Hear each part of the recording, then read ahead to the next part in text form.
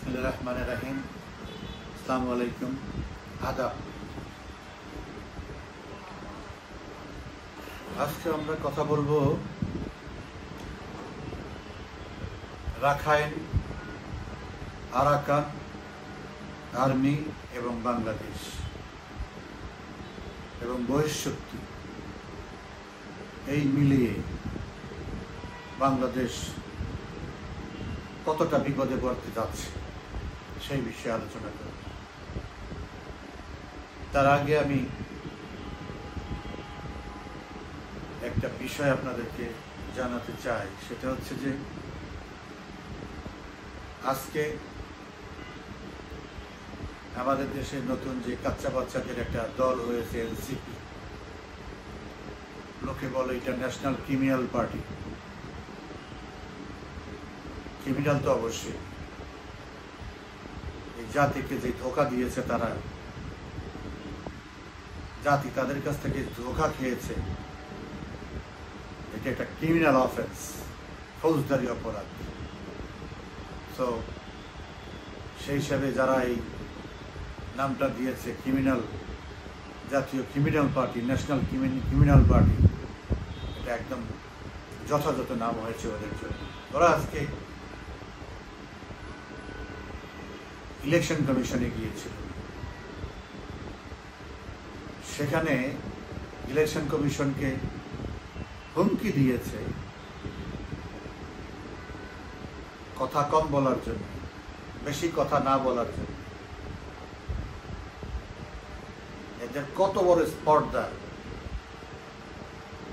কতটা লাগাম ছাড়া হয়েছে যে এখন অফিস আদালতে গিয়ে, তাও একটা সাংবিধানিক সংস্থা, সেখানে গিয়ে তারা হুমকি দেয় বেশি কথা বলবেন।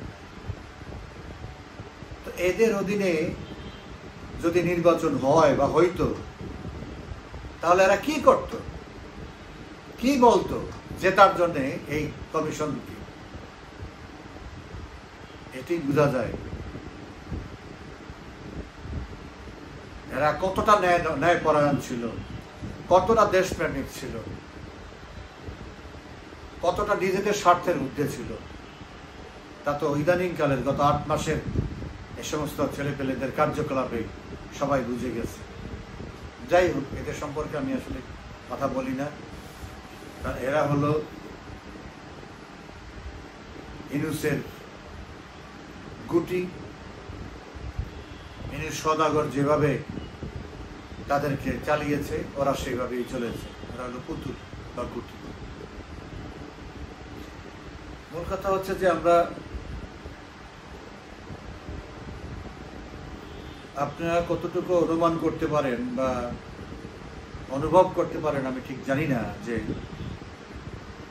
রাখাইনে যে পরিস্থিতি সৃষ্টি হতে যাচ্ছে বা যে পরিস্থিতি সৃষ্টি করতে যাচ্ছে বহির্বিশ্ব, বিশেষ করে আমেরিকা এবং পশ্চিমা রাষ্ট্রগুলো, কিন্তু আমি অত্যন্ত শঙ্কিত এবং ভীত এই কারণে, এত বড় বড় দেশের সাথে তো আমাদের কোনো তুলনা হয় না শক্তির সাথে।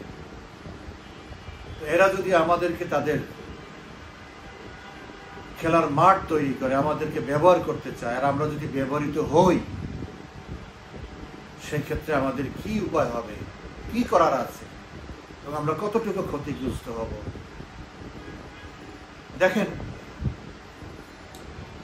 গুতারেস যখন একটা শান্তি, বিশ্বে আমাদের এখানে গুতারেসের আসার কোনো, অ্যান্টনিও গুতারেস জাতিসংঘের মহাসচিব, আমাদের এখানে আসার, তার মতো লোকের ওই যেই সময় এসেছে, ওই সময়ে আমাদের এখানে আসার মতো তার কোনো প্রয়োজন ছিল না,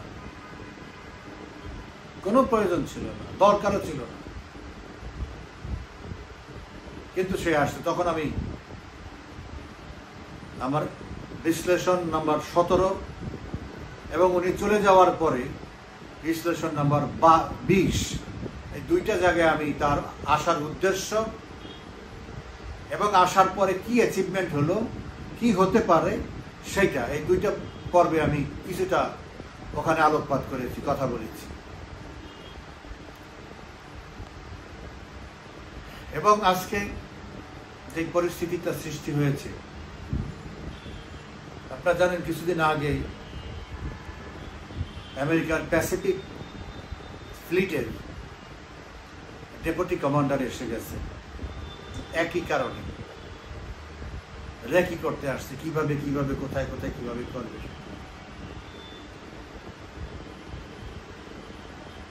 2 দিন আগে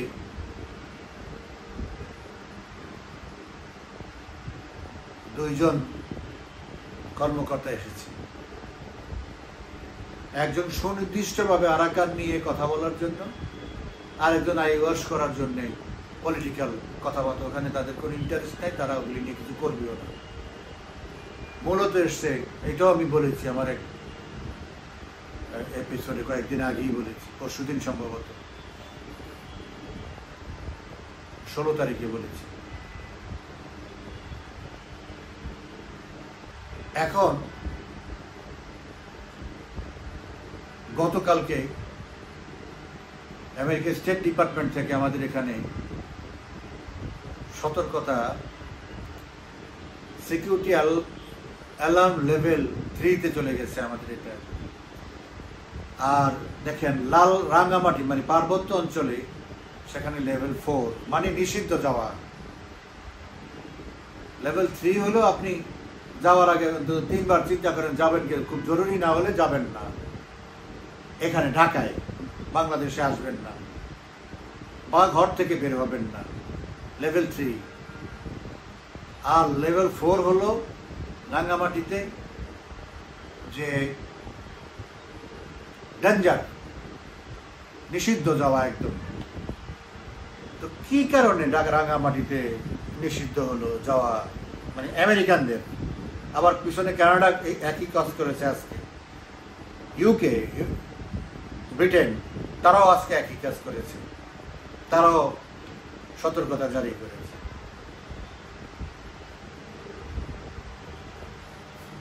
তাদের বক্তব্য হল বাংলাদেশে যেভাবে অস্ত্র লুট হয়েছে, অস্ত্র জঙ্গিদের হাতে চলে গেছে, জঙ্গিদেরকে যেভাবে ছেড়ে দেওয়া হয়েছে, সেই কারণে একটা বড় ধরনের সংঘাতের পায়তারা করতেছে তারা, সেই জন্য তারা সতর্কতা, এটা হলো তাদের ভাষ্য। বাট আমি মনে করতেছি এটা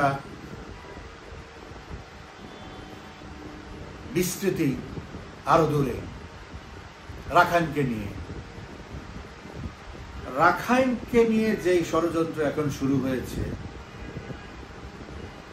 এটা আমাদের স্বাধীনতা সার্বভৌমত্বের প্রতি সরাসরি হুমকি। কেন হুমকি? দেখেন, আরাকান আর্মি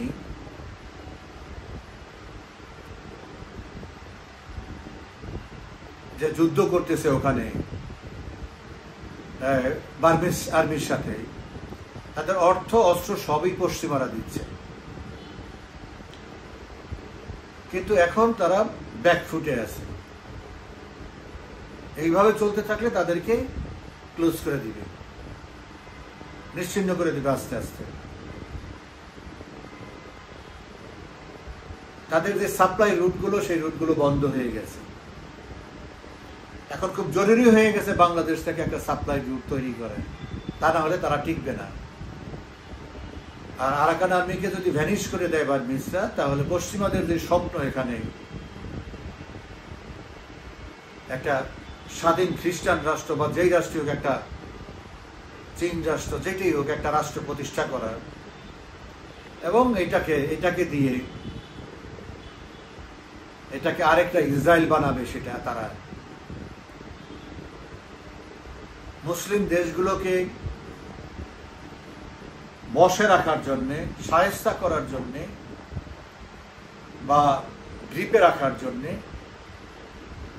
সে যেমন ইসরায়েলকে লালন পালন করে, আর ইসরায়েলকে এমন শক্তিশালী করছে যা কল্পনা হতে, চিন্তারও বাইরে, যে কত শক্তিশালী এই ছোট্ট দেশটা।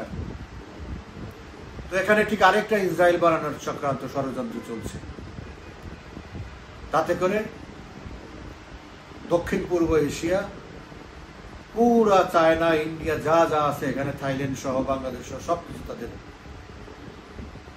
নিয়ন্ত্রণে রাখার একটা স্বপ্ন। কিন্তু তাদের এই স্বপ্ন বাস্তবায়ন করা অসম্ভব। যদি সম্ভব হইতো তাহলে আমরা বেঁচে যেতাম।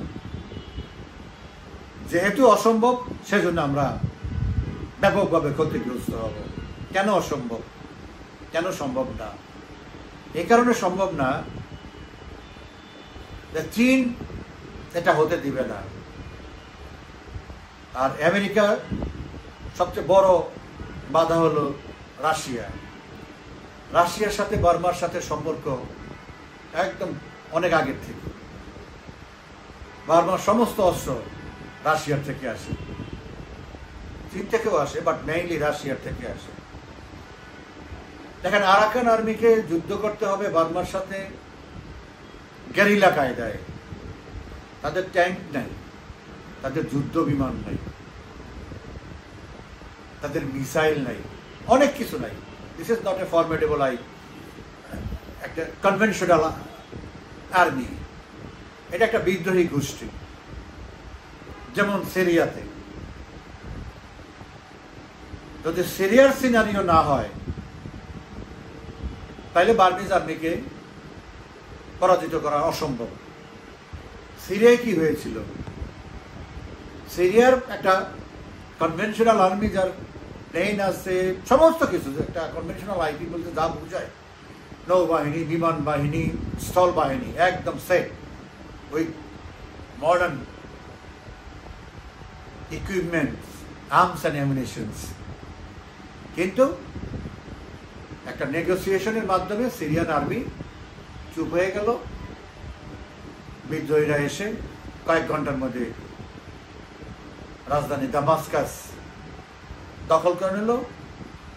ওই নেগোসিয়েশনের অংশ হিসাবে আসাদকে রাশিয়ায় নিয়ে আসা হলো সসম্মানে বা সহি সালামতি, সেফলি। এখন বার্মিজ আর্মির যদি ওই রকম পরিস্থিতি না করতে পারে, তাহলে তাদের আর বাঁচার কোনো কাজে নাই। কারণ যেহেতু রাশিয়া ওখানে আছে এবং থাকবে, আমেরিকা কখনোই এখানে সামনে আসবে না,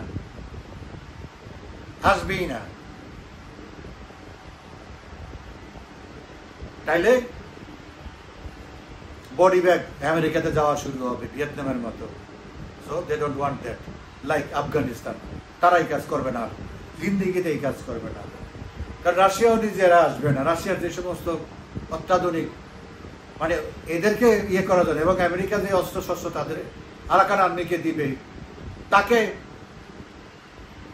কন্টেইন করার মতো প্রচুর অস্ত্র, ভ্যারাইটিস অফ আর্মস রাশিয়া কাছে আছে। তো রাশিয়া এগুলিকে কেয়ার করে না। তো প্রয়োজনে রাশিয়া আমেরিকাকে ডিফিট দেওয়ার জন্য তাই করবে। আর চায়না তো আছেই। তো বিপদটা তো হলো আমাদের এখানে। যখন বিমান হামলা হবে, যখন ট্যাঙ্ক নিয়ে ঢুকবে, যখন মিসাইল হামলা হবে, তখন তো এই আরাকান আর্মি তো কর্নার হয়ে যাবে। আস্তে আস্তে তারা আমাদের এখানে ঢুকবে। আমাদের এখান থেকে যখন আমেরিকা, তখন তো কি করবে? বলো তো, তোমাদের এখান থেকেই দাও, সাপোর্ট দাও। তখন আমাদের উপরে হিট করবে। তখন আমরা থাকবো না, আমরা ওদের পার্ট হয়ে যাব। আমাদেরকে সেটা করতে বাধ্য করবে। ওরা আমাদের এখানে ঢুকে যাবে। তারপরে ওরা যেখানে ঢুকবে সেখানেই গুলি করবে, সেখানেই বম্বিং করবে, সেখানেই মিসাইল মারবে। এইভাবে যখন তারা ব্যর্থ হবে, তখন আমরা এইভাবে ক্ষতিগ্রস্ত হব। আর যদি তারা সফল হয়, আমাদের কোনো সমস্যা নেই।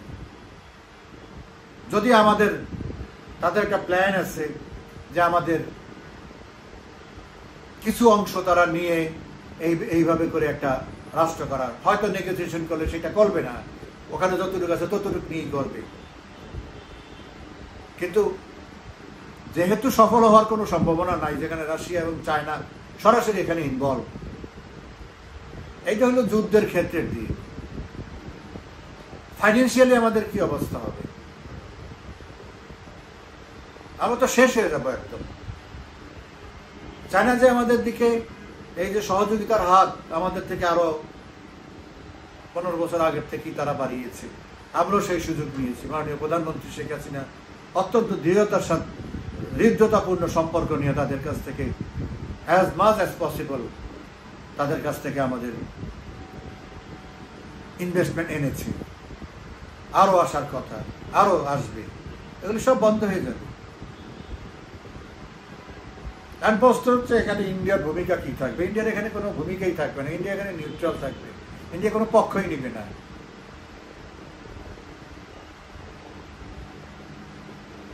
এখন তার আগে প্রশ্ন হচ্ছে যে আমরা আমেরিকা এবং পশ্চিমাদের ইউরোপকে আমরা এই সুযোগ দেব কিনা। আমি তো মনে করি বাংলাদেশের, অন্তত বাংলাদেশকে যারা ভালোবাসে, দেশকে যারা ভালোবাসে, একজন মানুষও খুঁজে পাওয়া যাবে না এই ধরনের একটা ষড়যন্ত্রের মধ্যে বাংলাদেশকে জড়িত করার পক্ষে থাকবে। কিন্তু ইউনূস তো অলরেডি কথা দিয়ে বলেছে আমার কোনো সমস্যা নেই, সে মুখে লিপ সার্ভিস দিবে। যেমন আজকে জাতিসংঘের শান্তি মিশনের একজন দায়িত্বে যে আছেন, সে ঢাকায় আসছে।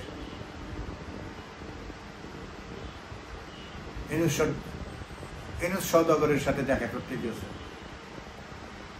সে তো লিপ সার্ভিস দিয়ে বসে আছে যে রোহিঙ্গাদের বার্মা শান্তিপূর্ণ সমাধান না হলে রোহিঙ্গাদের সমস্যার সমাধান হবে না। সঠিক কথা, কিন্তু এটা তো তার, কারণ তার তো কাজ হলো যে মুখে বলবে একটা, কাজ করবে আরেকটা। সে তো এই লোক, সত্য তো সে বলবে না, বলে নাই এখন পর্যন্ত কোনো সত্যই সে এখন পর্যন্ত বলে। আমার জানা মতে সে কোনো সত্য কথা বলছে আমার জানা নেই। তার অন্তরে এক, মুখে আরেক, যাকে বলে হিপোক্রেট, ভণ্ড, মিথ্যুক, বিশ্ব সেরা, এ ব্যাপারে কোনো সন্দেহ নেই। কিন্তু সে তো তার গ্রিন সিগন্যাল দিয়ে দিচ্ছে। এখন সে চেয়ারে বসা আছে, বৈধ অবৈধ হিসাব পরে বসা তো আছে চেয়ারে। সে ডাকাতি করে হোক, ষড়যন্ত্র করে হোক, জবরদস্তি করে হোক। এখন প্রশ্ন হচ্ছে যে আমাদের সেনাবাহিনী তাকে ক্ষমতায় আনছে, আমাদের সেনাবাহিনী তাকে ক্ষমতায় টিকিয়ে রেখেছে। আমাদের সেনাবাহিনী সৃষ্টি এবং আছে এবং থাকবে, একটাই তাদের কাজ, দেশকে রক্ষা করা, দেশের স্বাধীনতার সার্বভৌমত্বকে রক্ষা করার জন্য। এরকম একটা পরিস্থিতিতে সেনাবাহিনীর ভূমিকা কি হবে? সেনাবাহিনী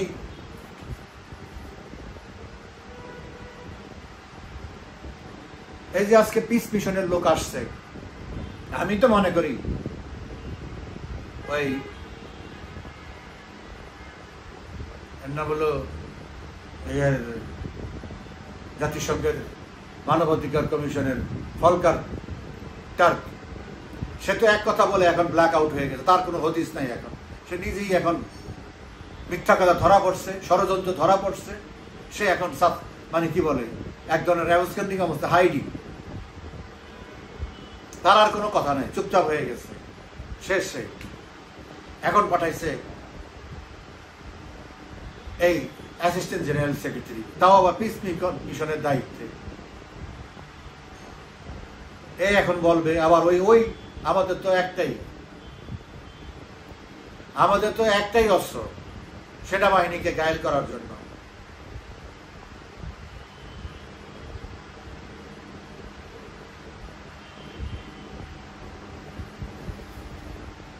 যে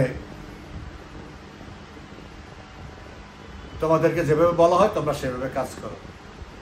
এখন সেনাবাহিনী যদি এই পরিস্থিতিতে এই সুযোগ করে দেয় এবং সেনাবাহিনী যদি ইউনূসকে না বলে যে এটা করা যাবে না, এটার বিরোধিতা না করে, তাইলে আমাদেরকে এই জাতির দুর্ভাগ্য সেনাবাহিনীকে আর দেশপ্রেমিক সেনাবাহিনী বলা যাবে না। সেনাবাহিনীকে বাংলাদেশের স্বাধীনতা এবং সার্বভৌমত্বের রক্ষক আর বলা যাবে না।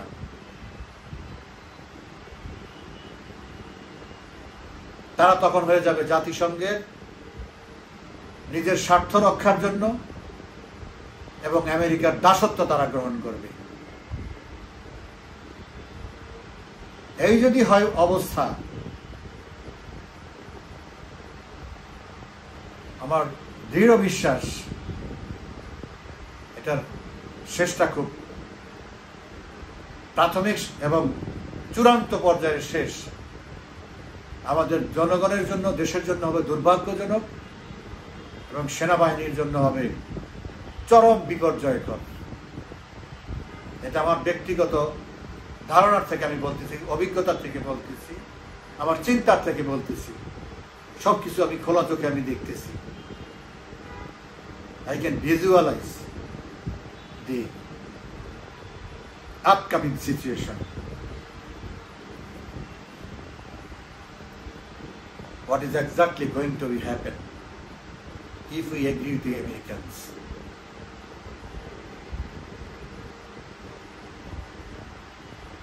So আমেরিকার এইসব দুষ্টামি, নোংরামি পৃথিবীর কোথাও সফল হয় নাই। বহু জায়গায় তারা চরম মূল্য দিয়ে তারা ব্যর্থ হয়ে ব্যাগ এন্ড ব্যাগেজ বাড়িতে ফেরত যেতে হয়েছে। শুধু ভিয়েতনাম না, Vietnam, Korea, Afghanistan, even Iraq, এত ধ্বংস করার পরও তারা সেখানে টিকতে পারেনি। জনগণই তাদেরকে সরিয়ে দিচ্ছে। এই দেশের জনগণের কিছু একটা অংশের একটা মিথ আছে, একটা ভ্রান্ত ধারণা আছে, একটা সময় না একটা সময় এদেরও ভুল ভাঙবে যে আমরা কতটা নিষ্ঠুরভাবে ব্যবহৃত হয়েছি এবং হচ্ছি।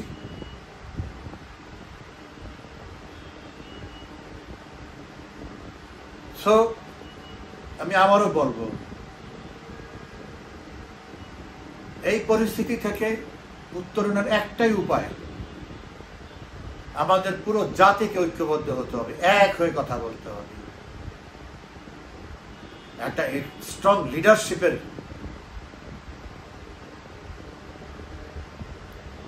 অধীনে ঐক্যবদ্ধভাবে এই পরিস্থিতির মোকাবিলা করতে হবে। তা না হলে আমরা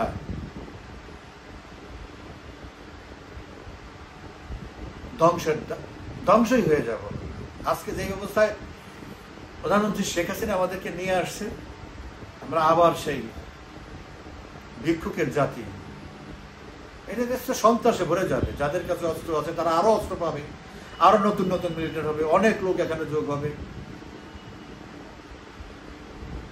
এই যে রোহিঙ্গাদের নিয়ে কথা, এই রোহিঙ্গারা সবচেয়ে বেশি সাফারার হবে। আমরা তো হবই, রোহিঙ্গারা নিশ্চিহ্ন হয়ে যাবে। কারণ রোহিঙ্গাদের প্রধান শত্রু এবং আরাকান আর্মির প্রধান শত্রু হলো রোহিঙ্গা।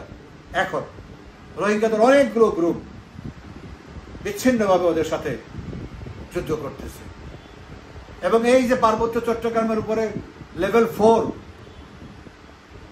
সতর্কতা দিয়েছে, কারণ পার্বত্য চট্টগ্রামের বিভিন্ন এলাকায় রোহিঙ্গাদের অনেকগুলো ক্যাম্প আছে। আমার তো ধারণা যে ওই ক্যাম্পগুলোর উপরে অপারেশন চালাবে, রোহিঙ্গারাও রিটালিয়েট করবে, তো সেখানে একটা যুদ্ধ অবস্থার সৃষ্টি হবে।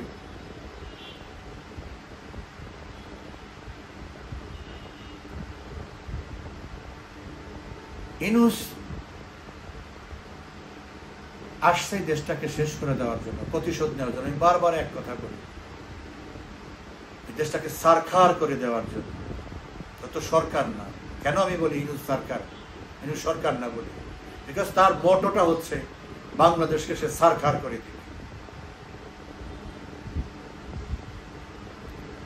নিজের স্বার্থের জন্য এতটা নির্দয়, এতটা নিষ্ঠুর, এত বড় দেশদ্রোহী আমার জন্মে আমি দেখিনি। মির্জাফরের থেকে অনেক ভালো ছিল।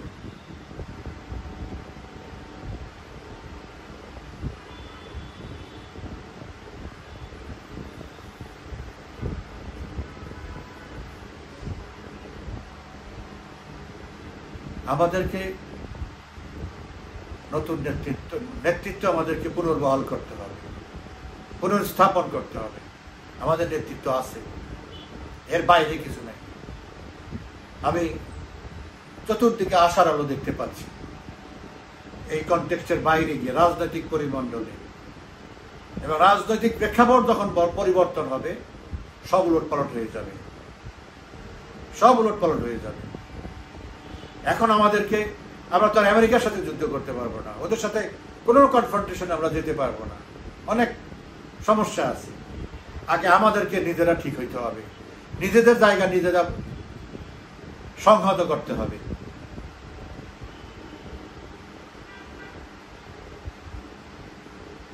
আমাদের চিরাচরিত একটা কথা আছে, এখন যৌবন যার যুদ্ধে যাওয়ার শ্রেষ্ঠ সময় থাকে।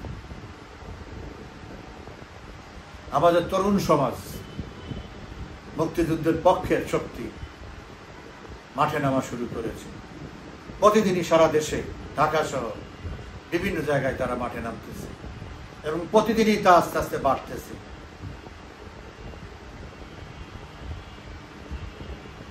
যতই স্বরাষ্ট্র উপদেষ্টা পুলিশকে হুমকি দেয়, এতে কাজ হবে না।